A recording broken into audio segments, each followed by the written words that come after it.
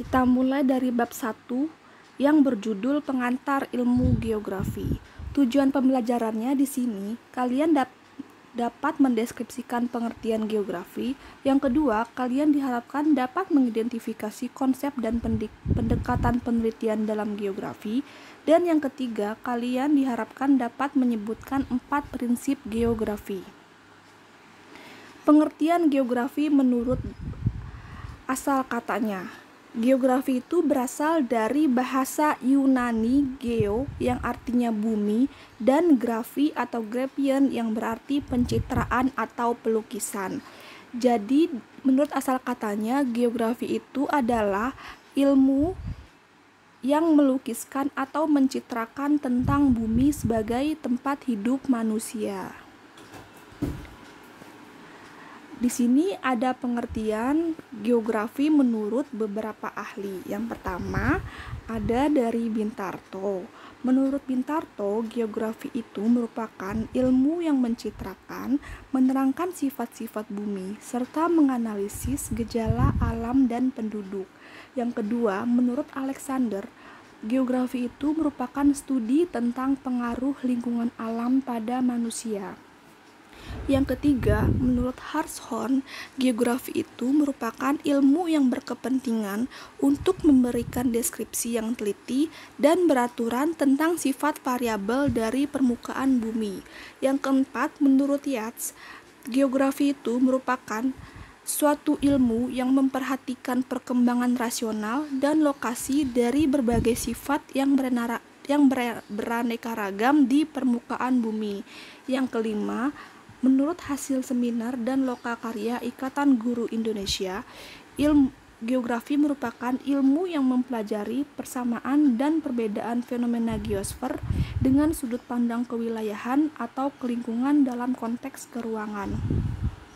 Jadi, geografi itu merupakan ilmu yang mempelajari gejala alam dan kehidupan di muka bumi, serta interaksi antara manusia dan lingkungannya dalam kaitannya dengan hubungan atau susunan keruangan dan kewilayahan.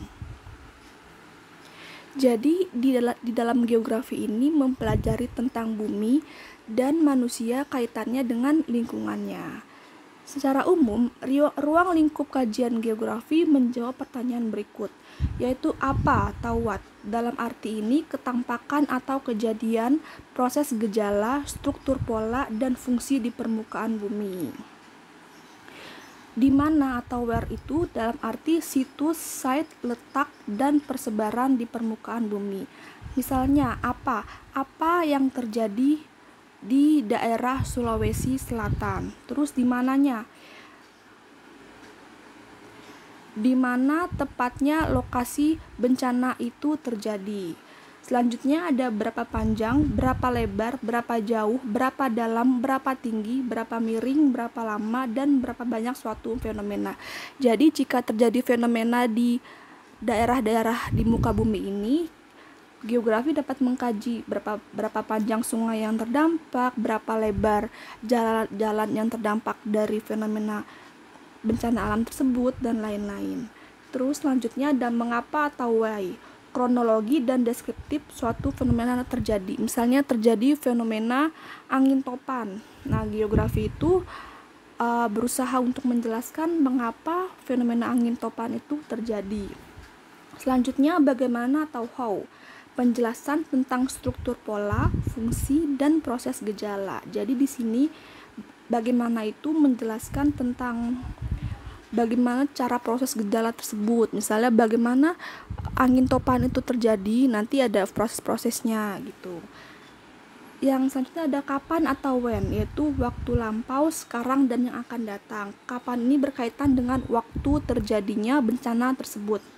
Siapa tahu dalam arti siapa yang berperan dan bertanggung jawab. Misalnya, siapa yang berperan dalam meminimalisir dampak angin topan tersebut. Seperti itu. Nah, selanjutnya ada konsep dasar geografi. Yang pertama ada konsep lokasi. Lokasi ini berkaitan dengan letak sebuah tempat di permukaan bumi. Lokasi ini ada dua. Yang pertama ada lokasi absolut, yang menunjukkan letak yang tetap terhadap sistem grid atau koordinat. Contohnya, Indonesia terletak di 6 derajat lintang utara sampai 11 derajat lintang selatan. Jadi di sini kata kunci dari lokasi absolut yaitu lokasinya sudah tetap berdasarkan garis astronomis atau garis lintang. Yang kedua ada lokasi relatif. Lokasi relatif ini disebut sebagai letak geografis. Kalau tadi lokasi absolut berdasarkan astronomis atau garis lintang dan garis bujur, nah ini lokasi relatif ini berkaitan dengan letak geografis atau letak suatu wilayah jika dipandang dari daerah-daerah di sekitarnya. Lokasi relatif ini dapat berubah-ubah sesuai dengan keadaan daerah sekitarnya. Misalnya, Indonesia terletak di antara benua Asia dan benua Australia, dan Singapura terletak di sebelah selatan Malaysia. Gitu. Yang kedua, ada konsep jarak. Jarak ini merupakan ruang atau sela yang menghubungkan dua tempat atau lebih. Jarak absolut yaitu jarak yang digambarkan dengan satuan ukuran panjang, misalnya kilometer, meter, dan sebagainya. Misalnya, contoh, jarak Bandung ke Jakarta adalah 152 km. Jarak relatif, yaitu ruang atau sela antara dua lokasi yang dinyatakan dalam lamanya perjalanan atau waktu. Contoh, perjalanan Jakarta-Bandung ditempuh selama 2 jam melewati tol Perbelenyi. Nah, di sini ada perbedaan. Kalau jarak absolut itu didasarkan oleh satuan panjang. Kalau jarak relatif itu ditentukan oleh lamanya perjalanan atau waktu. Jarak relatif ini dapat berubah-ubah. Misalnya, jika tidak macet dapat ditempuh 2 jam, tapi kalau macet mungkin bisa ditempuh 3 jam, 4 jam. Jadi bisa berubah-ubah sesuai kondisi dan situasi. Oke, yang ketiga ada konsep keterjangkauan. Konsep ini berkaitan dengan kemudahan wilayah untuk dijangkau. Contohnya, wilayah Papua paling tertinggal dibandingkan dengan kebanyakan daerah lain di Indonesia karena sulitnya akses ke daerah tersebut. Yang keempat, konsep morfologi. Morfologi ini menggambarkan perwujudan ketampakan daratan bumi sebagai hasil pengangkatan atau penurunan muka bumi. Contohnya, Jakarta merupakan dataran rendah, Bogor merupakan dataran tinggi. Jadi di sini morfologi itu kata kuncinya ada gambaran ketampakan permukaan bumi, mau itu dataran rendah, pegunungan, perbukitan, dataran tinggi, dan lain-lain. Yang kelima ada konsep aglomerasi. Konsep ini merupakan kecenderungan persebaran yang bersifat mengelompok. Jadi kata kuncinya aglomerasi itu mengelompok. Contohnya, kegiatan industri terpusat di kawasan Jababeka. Yang keenam ada konsep pola. Pola ini berkaitan dengan susunan bentuk atau persebaran fenomena dalam ruang di muka bumi. Contohnya, pemukiman memanjang di Jalan Pantura, Jawa. Jadi di sini pola itu ada kata kuncinya susunan bentuk, baik itu memanjang, terus memendek, dan lain-lain. Terus ada konsep nilai kegunaan. Konsep ini berkaitan dengan nilai guna suatu fenomena atau ketampakan di muka bumi. Contohnya, kawasan perbukitan kapur cocok dijadikan sarana wisata alam. Jadi di sini ada nilai gunanya. Yang ke-8 ada konsep diferensiasi areal. Konsep ini membandingkan dua wilayah untuk menunjukkan adanya perbedaan. Contohnya, di daerah pantai penduduk bermata pencaharian sebagai nelayan, sedangkan di pegunungan bermata pencaharian sebagai petani. Jadi di sini ada dua daerah yang dibandingkan dan dicari perbedaannya atau diferensiasinya. Yang ke-9 konsep interaksi atau interdependensi. Konsep ini berkaitan dan ketergantungan satu daerah dengan daerah yang lainnya. Jadi di sini membahas tentang keterkaitan atau ketergantungan suatu daerah A dengan daerah B. Misalnya, desa sebagai pemasok tenaga kerja dan kota sebagai pemasok bahan produksi. Jadi di sini ada saling ketergantungan. Yang ke-10 ada konsep keterkaitan keruangan. Konsep ini menunjukkan tingkat keterkaitan antar wilayah dan mendorong terjadinya interaksi.